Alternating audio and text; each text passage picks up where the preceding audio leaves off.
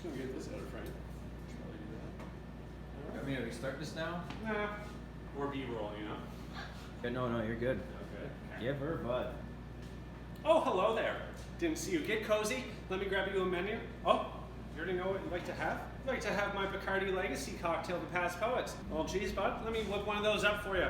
First off, we're just going to add a lime wheel and a grapefruit slice to the bottom of the glass. 1 ounce of Donn's mix. So Donn's mix, very easy ingredient. It is 2 parts grapefruit juice, 1 part cinnamon syrup. Donn's mix is a classic tiki ingredient, dated back to the 1930s. Next, we're going to add 3/4 of an ounce of Amontillado sherry. Adds nice nutty tobacco notes that are going to complement our Bacardi 40-year-old. Has beautiful vanilla, butterscotch, estery qualities. It's going to be 1.5 ounces. This rum is actually inspired by the founder's original rum recipe.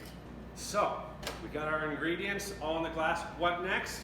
Well, cheese, bud, we're gonna add some crushed ice. We're gonna chill it down.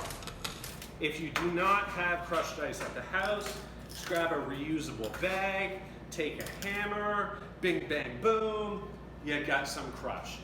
So, we're gonna add a swizzle stick. It's native to the Caribbean islands. And we're gonna give it a little swizz. So this is a way of chilling, aerating, diluting your cocktail. It's fun to do, it looks cool, and it's quite old school. So, have it all mixed together.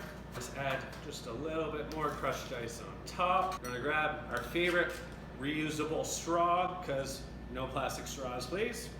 We're gonna garnish with some more lime, some more grapefruit, and for aromatics, slap the mint, throw it in, then just a little bit of cinnamon, just to kind of get the sense that's going, you know?